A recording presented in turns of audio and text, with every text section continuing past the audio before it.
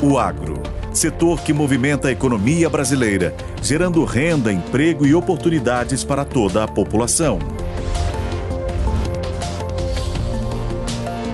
Hora H do Agro, com Kellen Severo. O Senado dos Estados Unidos aprovou o texto que proíbe a China de comprar terras agrícolas no país. Os congressistas americanos apontam uma preocupação com a segurança nacional. A nossa comentarista de agronegócio, Kellen Severo, abordou o tema com o pesquisador do INSPER, Leandro Gílio. Acompanhe. Porque os americanos estão fazendo esse movimento de proibir a venda de terras para chineses, vendas de terras agrícolas. E por que isso agora tem relação com a piora da relação entre Estados Unidos e China? Totalmente, Kellen. Isso, na verdade, é mais um capítulo, né, da tensão geopolítica aí que vem vivendo os Estados Unidos e a China, né? Isso vem se tensionando já há algum tempo, né? Como vocês mencionaram, teve o caso do balão, mas antes, né, teve o caso da Huawei, teve também a guerra comercial toda. A gente vem acompanhando aí esse blocos aí, essa divisão de poder entre Estados Unidos e China, e essa tensão vem se acirrando, né? Ainda mais agora com essa questão do Taiwan, né, que a China ali não reconhece Taiwan como uma província ali independente, né? Já os Estados Unidos consideram, inclusive vem investindo militarmente ali na região, então ali é uma região de tensão e a geopolítica entre esses dois países vem estando abalada, né? E isso está se refletindo aí justamente nessa questão dessa política de terras, né? Essa questão era uma autorização estadual, né? Então cada estado tinha a sua legislação com relação a investimentos estrangeiros, né? A gente já viu um movimento ali da Dakota do Sul, né? Do Texas, que tentando aí criar leis para impedir justamente investimentos estrangeiros e principalmente motivados por essa questão da China, né?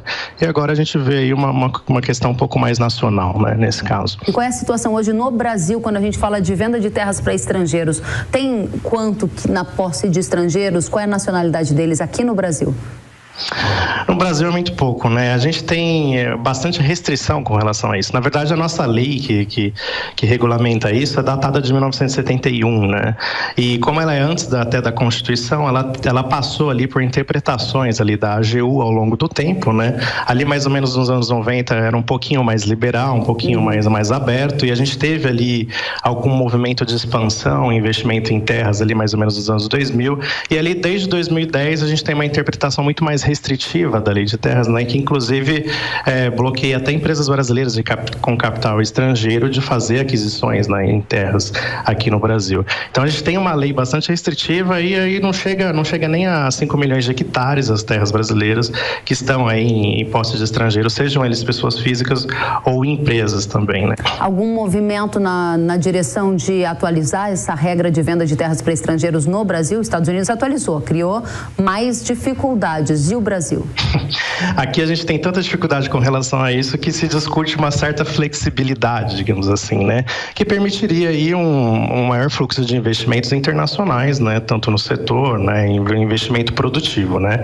Existe toda essa questão nacionalista, essa questão geopolítica, não é um assunto fácil aí de ser desenrolado e por isso que essa discussão se arrasta aí há muitos anos aí dentro do Congresso, né?